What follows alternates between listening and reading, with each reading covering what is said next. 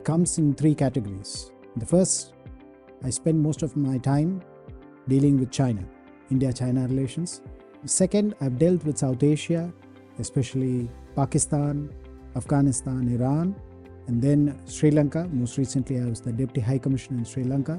And the third category is multilateral, where I spent almost 4.5 to 5 years dealing with multilateral issues. First in New York, when I was in the permanent mission of India to the United Nations, and subsequently certain stints at headquarters, which turned out to be quite interesting.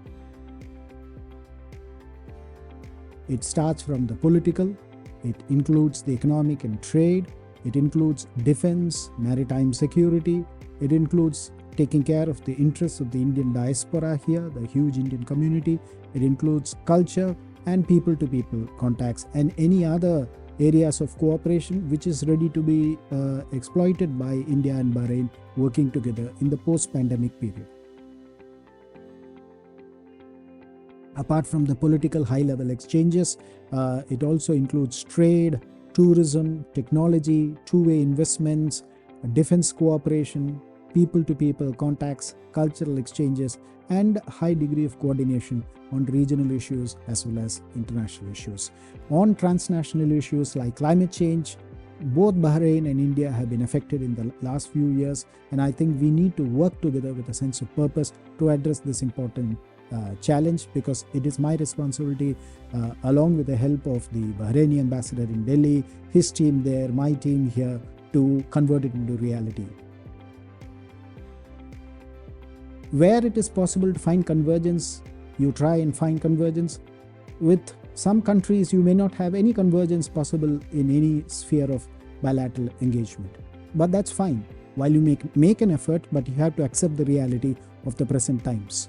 But in all of that, it's very important to pursue your national interests, which is something that I use as a mantra and as a principle for practice while I was dealing with bilateral relations with Pakistan, Afghanistan, and Iran.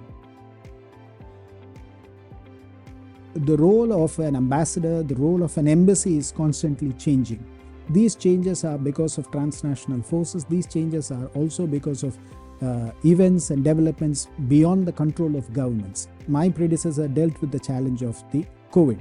That was a black swan event, and I hope we will not have a black swan event for the foreseeable future. Having said that, we have to be prepared for any eventuality, and that is one of the important things that I will be focusing on, to be ready for any sort of eventuality during this. The political dimension is very significant. The convergences between the leadership on both sides is very high, and the respect that the leadership has for each other is very visible. 2019, during the state visit of Prime Minister Sri Narendra Modi, he was bestowed the highest honor in Bahrain, the Bahrain Order First Class, and similarly the Bahraini leadership took the decision to keep flights going during the COVID period. This is something that we are always grateful for, and this wouldn't have been possible but for the high degree of convergences amongst the leadership. The trade between India and Bahrain has been quite robust. In fact, last year we saw very high trade figures. It reached $1.6 billion.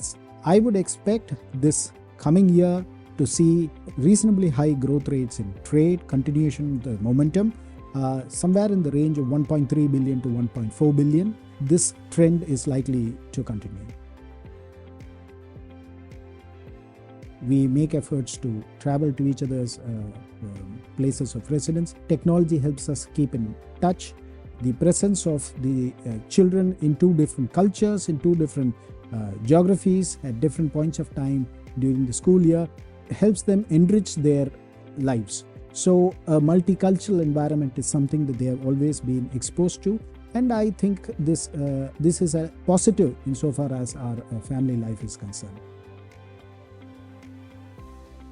When I look back at the time when I joined the service, I would say that it was a much more simpler time. There were fewer conflicts to deal with, but now you have a much more complex international environment.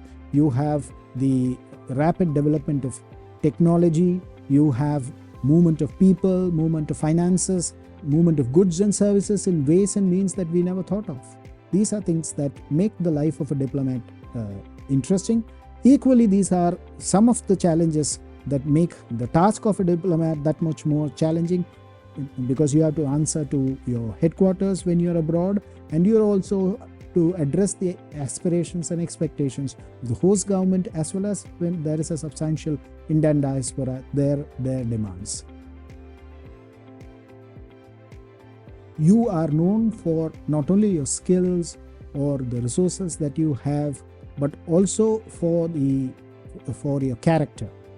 Please continue in the same approach that you have been maintaining, which is to abide by the laws and rules of Bahrain, work hard, contribute to the economic prosperity of the Bahrain government and its society.